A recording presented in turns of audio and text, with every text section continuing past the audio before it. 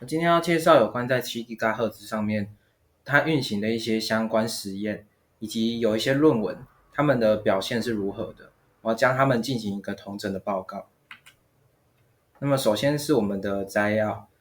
首先是我们的目录。目录主要分为以下几点。首先我们会进行一些 papers 相关的 survey， 然后我们会统整出这3篇大概在介绍什么，然后以及他们的提出方法，还有他们想要解决的事情。然后接下来基于这之上呢，我们会有一个 papers comparisons， 我们会将这几篇的效能把它结合在一起来进行一个讨论，然后比较说谁比较好，谁比较差。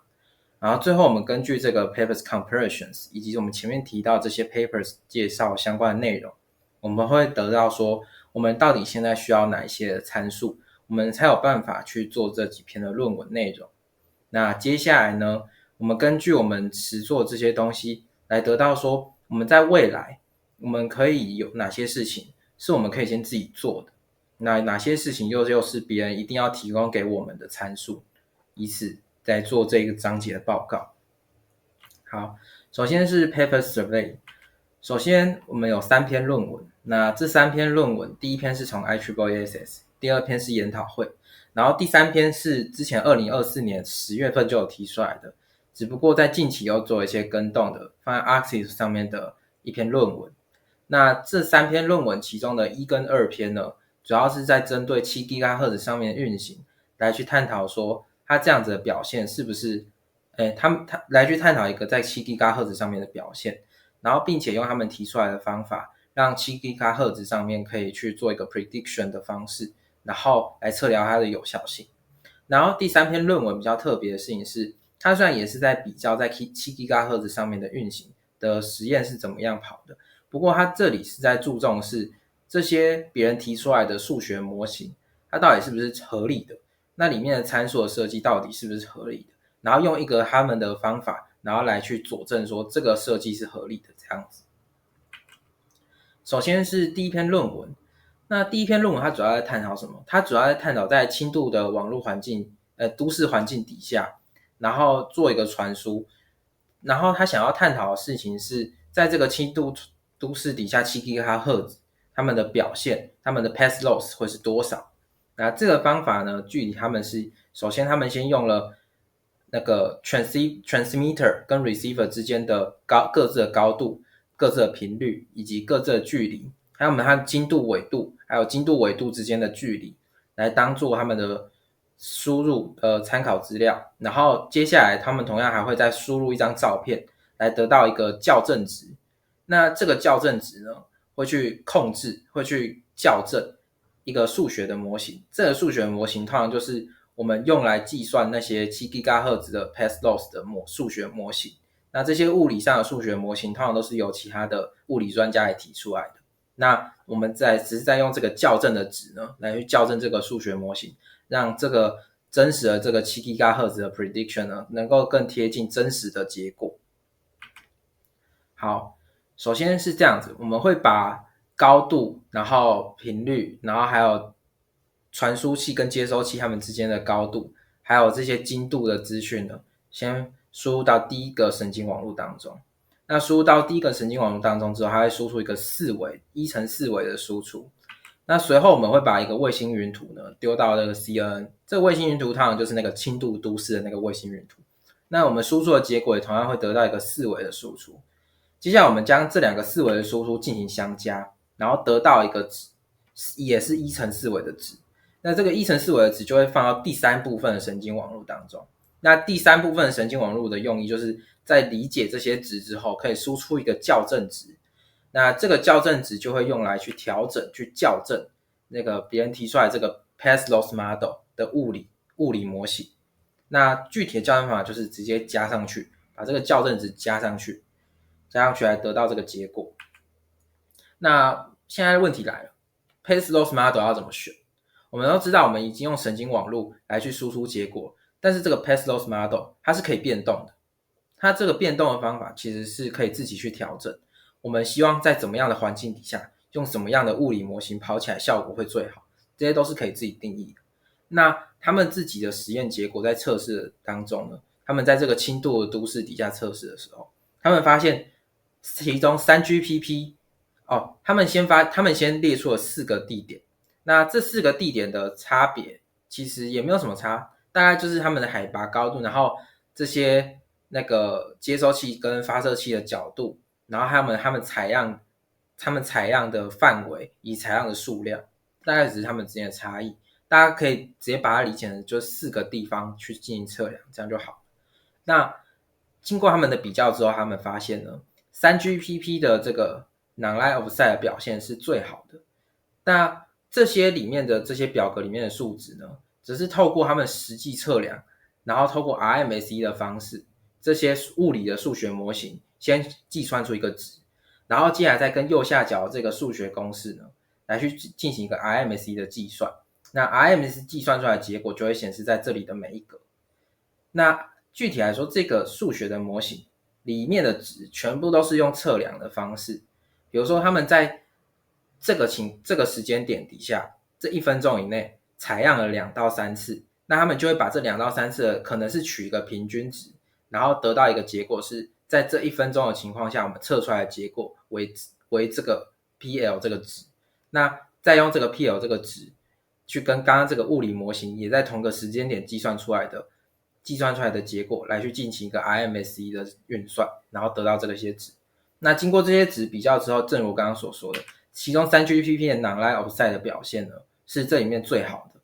那这也证明了在他们的轻度都市的传输环境当中，大部分发生的情况呢都是 non-line of sight。那这个 3GPP 它所需要的模型，它所需要的参数有哪些？第一点就是最重要，就是 frequency。Central frequency， 然后第2点是 receiver 跟 transmitter 之间的距离，第3点是 receiver 它的天线的高度，大概要求就是这3点。那这样子这篇论文的方法我们大概就介绍完，我们就开始介绍下一篇。那下一篇呢，它主要的目的就是在说，也是同样在测试7 GHz 的情况下，那只是他们提出来了一些机器学习监督式学习的方法。据来说，这个方法呢，他们是用了这些 input information， 那这些 information 就是如这边所示，我就不再一一介绍。那这些 information 呢，他们就会 input 到他们的 supervised learning 当中，然后来获取出一个 path loss 的 prediction。那这个 prediction 就是指那个 path loss 的值。那 path loss 的值有了，可是我们要怎么样去做一个训练，这就是个问题。这篇论文与前面的论文采用的方式不同，前面那篇论文采用的方式是用刚测量过那些真实的数据、真实的 power， 然后把那些真实的 power 加减起来去做一个 RMSE 的运算嘛。那这边不同的事情是，他们采用的是一个叫做 NYU Simulator 的方式，然后来去做一个模拟。那这边需要再强调的是，他们在这边跑的这个都市环境跟前面一样，都是属于轻度都市环境。那他们用了 NYU Simulator 之后，他们会用数学这些公式来去模拟说一个 transmitter 到一个 receiver 之间，它的路径衰减到底有多么严重。那这个路径衰减这个值呢，就会当作他们的 label data。那 label data 就会跟刚刚这个 supervised learning 所输出的这个值呢，来去进行一个加减运算。这个 loss 值呢，就会回去 train 这个 supervised learning 里面这些方法。好，那它具体来说，它提出了9种，对不对？可是其实它里面最好的表现其实就是那一种。那它论文也主要就是探讨那一种而已，那种的表现，然后进一步把这个表现提取出来，跟其他论文的表现来去做对比。那这个表现呢，就是用了这个 Random Forest Regressor 这个方法来去做的。好，那我们在前面我们提到说他们用了哪些方法之后呢，我们现在最主要的事情是那个 NYU Simulator 它到底是怎么样去用数学去计算的。那具体来说是这样子，大家可以从刚刚的动画可以看到说每个障碍物今天 transmitter 到 receiver 之间，他想要把波传过去的时候，他遇到很多个障碍物，可能有大气的干扰，可能有一个鸟飞过去，可能有一栋大楼，这些等等障碍物，我们要统一的把它这些障碍物呢都会有各自的影响。比如说当你穿透过去一栋大楼的时候，你的 power 可能会衰减3 dB， 假设是这样子。那这个 3dB 这个值就是专属于这栋大楼的一个衰减的值嘛，那我们就叫它就叫 alpha one。那以此类推，有 n 种干扰物，我们就一直到 alpha n。那这些 alpha one 这些干扰，它们并不是只有触碰到的一刹那才有干扰，它们有的是会持续的有一个干扰。那这个持续的干扰呢，通常就会取决于这个物体它的长度、它的宽度、它的大小。那这个值，我们就把它量化成叫做 distance， 这些干扰物的距离、影响的范围、影响的距离、影响的 distance， 所以我们就会有自然而然的每个 alpha 就会有自然而然对应到的 d 值，那就有 d1 一直到 dn。好，那这个 transmitter 跟这个 receiver 之间呢，我们在传输这个波的时候，我们还要考虑到一个这个大 N 的这个值，它叫做 path loss exponent， 就是指路径衰退的这个指数。那这个指数具体来说，就是由物理学家自己去测量，然后去定义的。好，然后接下来有一个值，就是这个大 D， 这个大 D 就是很直观的，就是 transmitter 到 receiver 之间的距离，而 FC 自然的就是指 central frequency， 就是频率。好，那有了这些资料之后，我们可以从这张图往下看这个数学公式。这个公式就是主要就是由 NYU Simulator 计算出来这个 path loss model 的值。那具体来说，它的数学公式就是这样子。好，那其中可以比较值得注意的事情是，这篇论文它并没有详细的去说明这个值它是怎么获得的。那我们都知道这个值跟 alpha 还有 d 是有关的，对不对？它只有说这个值会取决于多项 alpha 以及多项的 d 来去得到这个值，但没有具体说它这边是怎么计算。所以我这边自己当然提出自己的看法，我觉得这边应该就是指每个障碍物乘上每个属于自己的距离，然后把它乘起来，最后做一个 summation， 然后来得到这样的一个值然后再透过这样的值，然后来去反推回原本这个 NYU Simulator 最终的这个值，大概就是这样。其中可以注意到的事情是 NYU Simulator 它这个数学公式有用到这个 FSPL， 这是指 Free Space Path Loss Model。那这个 model 它是什么意思？这个 model 就是考虑到说，在 transmitter 跟 receiver 之间没有任何障碍物的情况下，而是只有考虑到就是最普通的衰减干扰因素的情况下，它波传过去的这个损失会有多少？所以你这边可以想象成它就是一个保底机制，保底一定会有这些干扰存在，所以采用这个保底机制加上其他的外在干扰因素，然后来得到最后这样的几个结果。好，那我们有前面的 NYU Simulator 的介绍，然后我们还有这个 Deep Learning 的介绍，那我们介绍他们用了哪些方法，然后他们测量的时候他们是怎么测量出那些数据的之后，我们接下来要探讨的第3篇论文。那这篇论文比较特别的事情是，首先我们会有一个 transmitter 到一个 receiver 正在传输，对不对？那我们正常一般我们的人都会用一个 path loss model， 也就是物理的模型，然后来去 predict 这之间发生哪些衰减，从最初的 power 到最后 receiver 接收的 power， 这之间到底失去了多少的值，这会是一个 path loss model 来去 predict 的一个作用。可是这些假设说啦，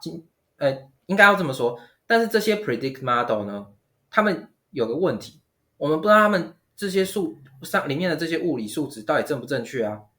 好比说，现在有个 path loss model 叫 2x 加1，这 x 就是指 distance。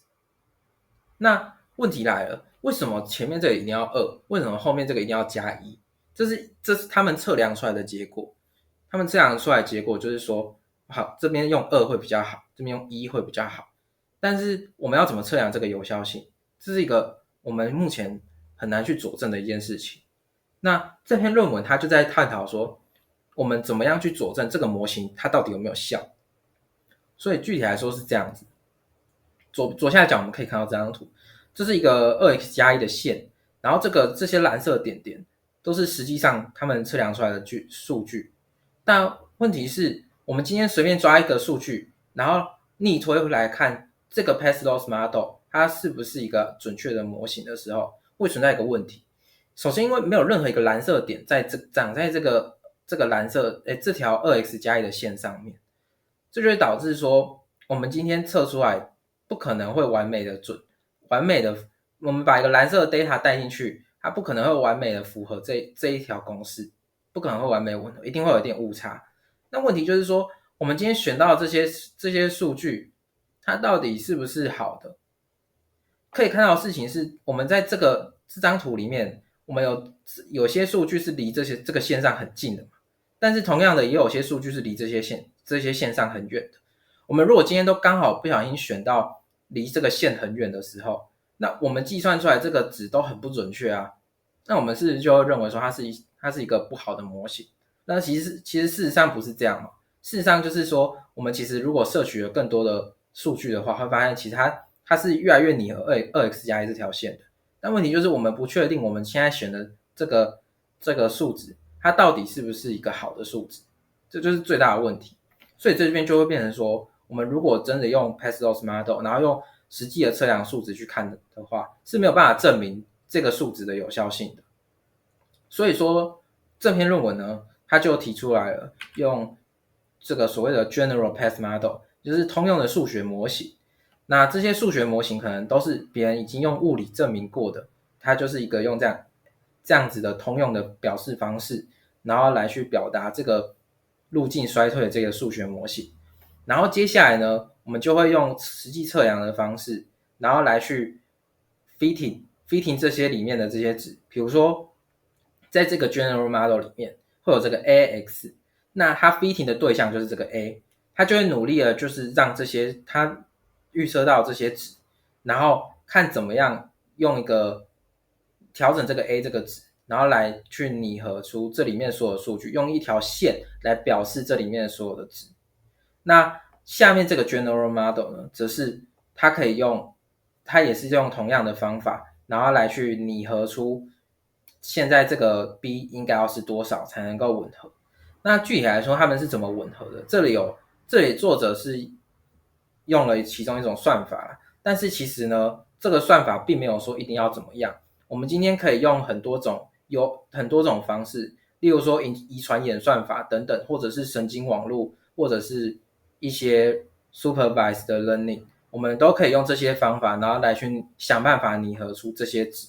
所以这个拟合的方法并不是我们想要探讨的对象。我们主要探讨的事情是，它怎么样去用这些数学的 general model， 然后来去拟合出来这个 Path-Loss Model， 然后进一步去证明这个 Path-Loss Model 的它设计的这些参数是合理的。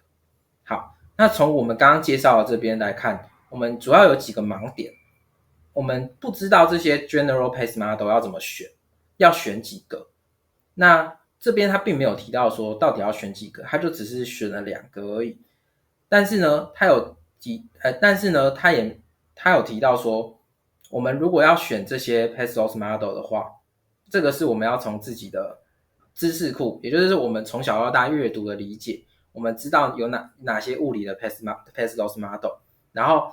可以根据一些转换的方法转换出这个 Path-Loss Model， 将这个原本前面这个物理的这个 Path-Loss Model 转换成这个橘色 Path-Loss Model。那如果可以转换成功，那这个 general 的这个 Path-Loss Model 就可以被当作 fitting 的对象。那具体来说呢，这个方法刚刚可能讲得很笼统，那它到底是怎么样去挑选出这些 Path-Loss Model 呢？首先我们先看到这个原本的这个物理的 Path-Loss Model， 那原本这个物理的 Path-Loss Model 呢，它的 line of sight 跟 non-line of sight 的计算方式分别如这边的公式所呈现。大家可以不用具体先了解里面的物理定义，我们只需要知道说下面这些 general Path-Loss Model 有这2个。那第一个叫做 ABG 的 Path-Loss Model， 那这是它的计算公式。那计算公式如这边，我们就是要想办法可以让上面这个 3GPP 的这个 Path-Loss Model 可以把它拟合出这个数学公式。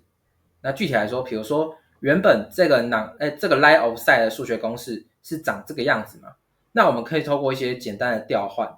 来把它变成一个我们把这个简单的调换呢把它变成这样子，那我们就可以看出来说贝塔值刚好对应到这个 ABG model 里面这里。也就是 line of sight 的 32.4 这个值。那10阿尔法则对应到 17.3， 然后10伽马则是对应到20。我们就可以借此来透过这样子的一个拟合的方式，然后来去找出说这个 general path model 是可以把它作为一个 fitting 对象来逆推回这个 path 这个原本 3GPP path loss model 设计是否合理的。那同理的，我们看到下面这两个 non-line of sight 的表示，那它同样也是可以透过这样子的调换，然后来去推导出阿尔法、贝塔、伽马值应该是多少，来借此来去找到说这个 general path loss model 就是一个我们想要 fitting 的一个对象。那同理的第二个也是，只是第二个这里需要注意的事情是，这个 path loss model 它是叫做浮点截距的模型。那这个模型它有个前提，就是它的频率都是固定的，也就是这个 FC 这个值呢都是固定的。那在都是固定的情况下，这个值所计算出来的结果对它来说就是一个常数嘛，对它来说就是一个常数，所以这个常数就会合并在前面这里面，它就会变成一个阿尔法值，然后加上这些有变数的这些东西。那我们就又可以将前面这个 3GPP 的这个数学模型把它做一些拆分，然后拆分成这样子的一个表示形态。具体来说，我们就是把20的 log f of c 20的 log of fc 把它移到前面来。那把它移到前面来之后，因为 fc 都是固定在7 GHz 底下嘛，因为这篇论文在探讨7 GHz， 所以我们都是基于7 GHz 的底下的情况下，这些值其实都是一个常数，它都是一个固定的值。那既然都是一个固定的值，那它计算出来的这个值，我们都统称它叫做阿尔法，它就可以变成一个常数，阿尔法常数。那同样的，后面这边就可以变成10贝塔的这个数值。那我们就进一步又可以把这前面这些公式呢，把它拟合成前面这个数学的通用公式，这个 general path model。那我们进一步就又可以把这个 general path model 把它当成一个 fitting 的对象。好，那有了这些 fitting 的对象之后，我们可以大概看一下它的结果。这边有比较值得注意探讨的事情是，它在 6.75 GHz 上面去做实验，然后来去达到7 GHz 的实验效果。那它具体来说怎么做？它用了一个1 GHz 的频宽。那我们都知道，在6.75 GHz， 然后在这样的频宽底下，它实际上可以测量到的范围其实就是1 GHz 除以2嘛， 0.5。所以 6.75 GHz 的正负 0.5 GHz 都在它的测量范围之内。那 6.75 GHz 加上 0.5 GHz 就是 7.25 GHz 嘛，所以这个时候就可以顺便涵盖到7 GHz 的测量范围，以此来达到一个7 GHz 的测量。好，那我们前面有说了，他把一些数学公式来去进行一些移项的方式嘛，然后移项完之后来得到这个阿尔法、贝塔、伽马值，来去比较这个 ABG 这个数学通用模型，来去 fitting 它嘛。好，那这边是它的实验结果，这边呢是他用实际的数据来去测量这些阿尔法、贝塔、伽马应该要是多少值。那经过它测量之后呢，这些值呢应该要长这样子。好，那我们从这样子的结果，我们逆推回来它这边的贝塔值、阿尔法值跟伽马值，这样设计是否合理？首先呢，我们可以看到的事情是，在 line of sight 跟 non-line of sight 上面，它表现其实是合理的。这边我就不细讲了，就大家可以自己乘以10倍，然后或者是自己在这边数据上面去做比较，可以看到他们其实虽然有点误差，但是其实都没有差很多，都是可以接受的范围的。那他们就是以这样子的方式，然后来去达到逆推回说，这个 3GPP 的这样子的设计，这里面的参数设计是合理的。我再重新强调一次好了。可能大家不太能够理解，就是说到底是怎么去拟合的。它是从实际的测量数值这个是实际测量的数值，他们都真的去那边测量那个现在是几 dB 这样子，然后用这些测量的数值来去推断出来这个阿尔法、贝塔、伽马的这个结果，然后借由这个推断出来这个结果来去逆推回来看这个 3GPP 它的这个阿尔法、贝塔、伽马这个值是不是合理的。 OK， 所以同理的下面这个也是，下面这个值呢，他们下面这个东西他们是用了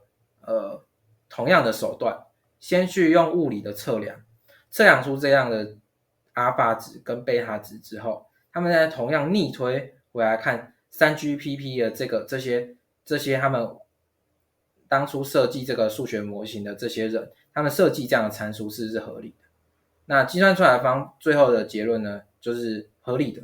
那这边我就不再去细细说明了，大家可以自己把 log 然后7然后乘上这些值自己加上看看，其实都会跟这边蛮接近的。那既然都蛮接近的，跟这些 general path model 蛮接近的，那我们就可以进一步去证明说这个 3GPP 这样设计是合理的。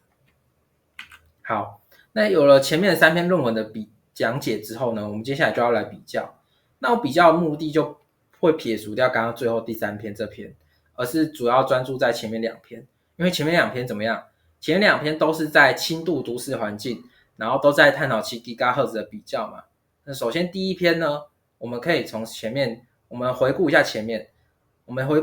得到一个结论，就是我们 3GPP 的 non-line of sight 在他们的这些 location 里面呢，4个不同的这个 location 里面表现是最好的。那这侧面证明了在这个轻度都市里面，大部分发生的情况都是 non-line of sight。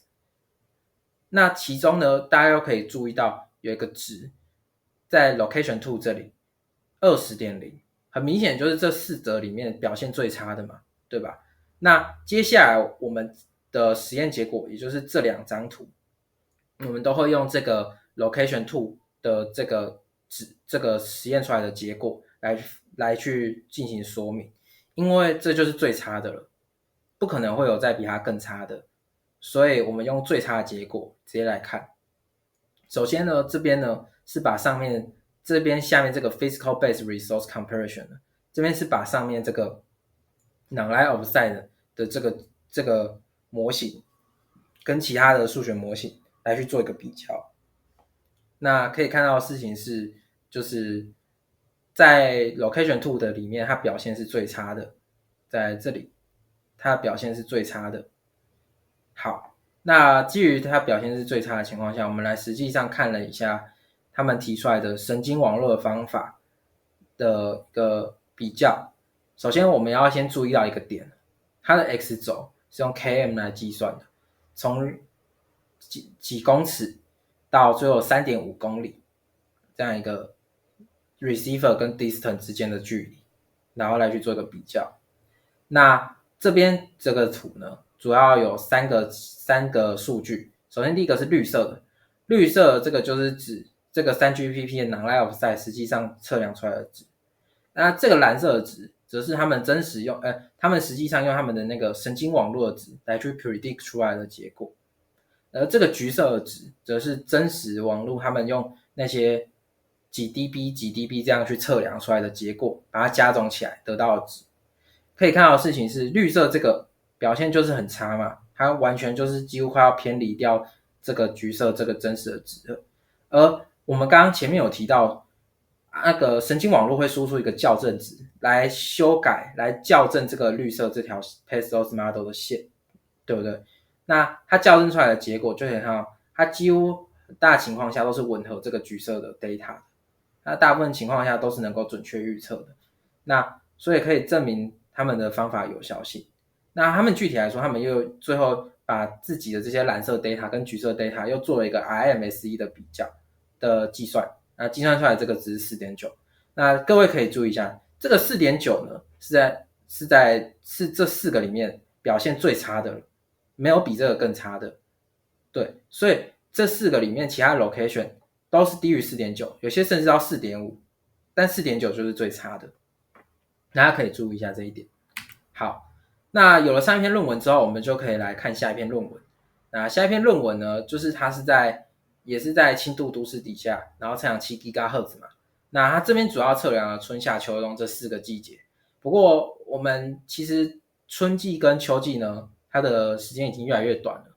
所以我们其实主要就 focus 在 winter 跟 summer 就好。蓝色这边我把它荧光笔标示起来的，就是大概就是它的主要的7 GHz 的数据的一个范围。大家可以看到的事情是，随着距离的增长，然后他们的路径衰退会越来越严重。那这个是很合理的，就是很直观的就可以想象，他们的确路径越长，衰减越严重，这是很直观的。但是这边可以注意到的事情是，它 X 轴都是公尺，也就是0到500公尺，跟前面的 km 不太相同。前面的 km 大部分情况下，前面的 km 如果对应到这边的数据的话，大部分情况下都是在这个他们数据图的前半段。那这边就会有一个很神奇的地方是，可以看到的事情是，它这边测量这篇论文用 NYU Simulator 测量出来的结果，大部分情况下都是在160以上到180之间，尤其是这个在200公尺到500公尺之后，大部分都在160了。对啊，然后他们的前面那篇论文的表示的他们实际测量出来的效果却跟这个有点不同。可以看到他们测量出来的结果几乎都在150以下，所以这边他们到底实际上要用哪一个方法去测量，还是有待商榷的。首先我们如果按照下面这篇也就是上一篇论文的方法的话，可能会比较准确，但是它依赖就是说我们要到实际上的真实的场景来去逐一个测量，然后逐一测量之后把方法来去做一些加减总和才会得到一个结果。而这个呢则是直接透过这篇论文则是直接透过数学模型的方式来去计算结果。但可以看到的事情是，数学模型计算出来的结果，它的计算出来的干扰值，就是这个 path loss 的值是比较大的，而下面这个用实际测量的结果值是比较小的。所以大家可能可以理解这两者之间的差异，然后未来决定说我们要用哪一种方法来去进行测量。那具体的这两种测量方法，我其实在前面都有提过了，分别是用那个前面用 RMSE， 然后用 path loss 的值，然后来去计算的，这边我有提到过。然后另外一个又介绍了 NYU Simulator 里面要乘上障碍物还有障碍物的 distance， 然后做一个加总，那边我也有提过，大家可以自己再详细回去看看。好，那我们在这边我们主要要探讨的事情是，他们提出了9种机器学习方法，对不对？那其中呢，我们可以直接 focus 在 RMSE 这一块。那他们比较出最好的方法就是这个 Random Forest 的方法。那它 RMSE 的值呢是 4.98， 快要将近到5了。那我们可以进一步的去推断，它跟上面的那一篇论文去做比较。上面那一篇论文他们最早的情况就是 RMSE 等于 4.9 嘛，那这边是将近要到5了，所以可以借此来看出说到底谁比较好。那也有可能是因为两者的实验的情境是不太相同的。不过就以单纯的数值来看的话，这篇论文也就是有用神经网络的论文是比较好的。不过大家这边可能需要注意一下，就是说神经网络呢，它最让人忌惮的就是它的运算量。那运算量是真的很大，而相较 Random Forest 的计算量呢就会小很多，所以大家在这边可能就会有一个取舍，到底要用哪一种方法。我在这边就讲出它的优缺点，让大家自己去参考一下。好，那大概就是这篇论文的比较，还有上一篇论文的比较。首先我们比较的是说，我们比较了2点哦。首先第一点就是用 NYU Simulator 的测量，然后还有这一篇论文他们用一些实际上的 path loss 的加总，则测出来的真实的 path loss 值，他们之间有一个差异。具体来说，它这个真实测出来的这个值几乎都在160以下，几乎都在160以下啊。但是呢，这个用数学模拟出来的这个值呢，则几乎都在160或者是160以上。所以大家可能要稍微去做一些取舍，到底要用哪一个会比较好。好，然后接下来第2点，我们比较了他们提出来的一个机器学习方法，一个神经网络的方法。然后谁的效能比较好。那根据单纯这样的数值来显示的话，是神经网络会比较好的。但是神经网络的输出，尤其是他们又用3个结构的神经网络，所以导致说他们运算量会很大。那运算量很大的情况下，就跟这个 Random Forest 的计算量是有一个很大的差距的。所以大家具体来说要选择哪一种方式，可能要再考虑一下。好，那前面我比较完之后，我这边介绍一下说，如果我们想要实现前面3篇这些论文的话，我们大概会需要用哪些参数？首先是这一篇大家记得是什么吗？这边是有3个神经网络，分别有不同的输入。那第三个部分的神经网络则是基于前面2个神经网络的输出来做决定的，所以我们实际上会需要用到2组神经网络的值，我们会需要用到两组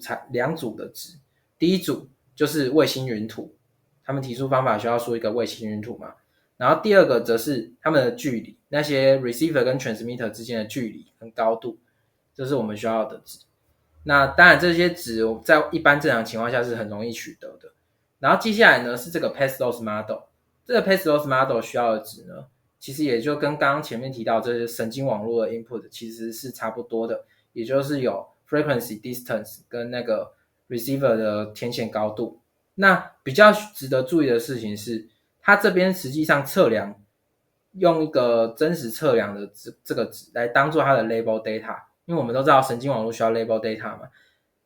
应该说机器学习都需要 label data。那这个就是它标示 label data 需要用到的数学公式。那其中可以值得注意的是，它下面这些值都是用实际的测量来去得到的一个结果。那这边测量的这些细项我就不一一说明，大家可以按下暂停，然后自己来看一下里面有什么。好，那那个是上一篇，接下来这一篇呢，则是刚提到的，他用 Random Forest 的方法。那这边需要注意的事情是，我们首先需要有 frequency 跟 distance， 那这个也是蛮容易获得。然后接下来我们如果想要模拟这个环境的话，我们首先要先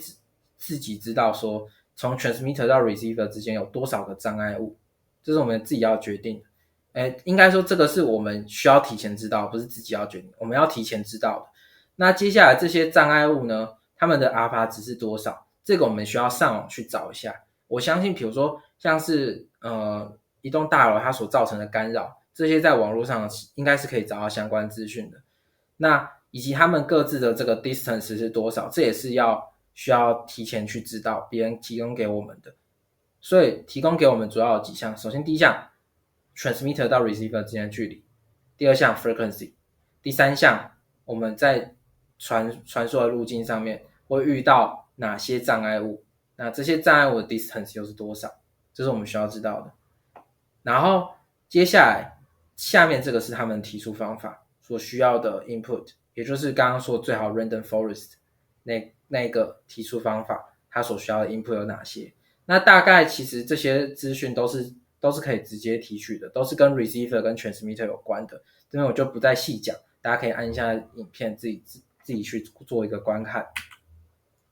好，然后接下来是第三篇比较特殊的事情是它是去佐证我们这个物理模型它的里面设计的到底是不是 OK 的嘛，对不对？那在这边主要我放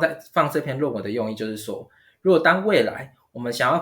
考量在7 GHz 上面的传输的时候，我们觉得一般比如说像 3GPP 他们提出来的模型并不适用于我们目前的传输网络环境的时候，我们可以自己去设计一个新的物理传输模型。那我们设计一个新的物理传输模型，我们总不可能就是设计完之后然后发 paper 告诉大家说我设计了一个这样的物理模型，就这样不可能嘛。我们一定会有数据去证明说我们这样设计到底是不是合理的。那我们这边就提出了一个思路，可以让别人去根据这个思路然后来去佐证自己提出来的这个传输模型到底是不是合理的，然后就可以在 paper 上面有一个更具体的一个呈现。好，大概就是这3篇我们会需要用到的东西不对，这篇需要用到的东西还没提到。这边我们需要用到的东西其实最主要的就是我们要有一个丰富的知识库，可以知道说到底有哪些 general path models 是可以让我们选的。这是这一篇论文我们会需要用到的东西。那接下来是未来工作。首先我们在已经知道一个地图长怎么样的情况下呢，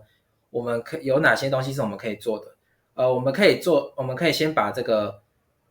NYU Simulator 里面的这些路径衰退的值可以先测量出来，而不用先依靠其他工作人员去手动的帮我们测量一些数据，然后做一些加总，我们就可以直接用 NYU Simulator 的数学公式，然后来去做个计算。那这些数学公式，比如说像是 D 啊、FC 这些，我们都可能已经可以知道。那比较麻烦的事情是，这些从一个 transmitter 到 receiver 之间，它经过多少障碍物，这些障碍物的衰退的值是多少，这个我们可能是需要额外自己去上网去 survey 的，花时间去 survey 的。好，但是有了这些，我们 survey 完这些之后，我们就可以马上推断出来说，下面这个数学公式所计算出来的 path loss model 的值是多少。然后进一步的呢，我们就可以去评估7 GHz 到底适不适合在我们的网络传输环境底下去进行一个测量。那以上大概就是我的报告。我们报告呢，主要探讨了3篇论文。那这3篇论文，我们讲了说这3篇论文他们的各自的方法。首先第一篇是用神经网络嘛，第二篇呢是用 Random Forest， 然后配合 NYU Simulator 的方式嘛。然后第3篇比较特别，第3篇是证明数学物理他们提出来的数学物理模型到底是不是合理的。大概这3篇大概在讲的事情是这样。然后接下来呢，我们比较2篇，也就是第1篇跟第2篇。那这2篇我们比较出来说，他们在一个是用 NYU Simulator 实际测量的嘛，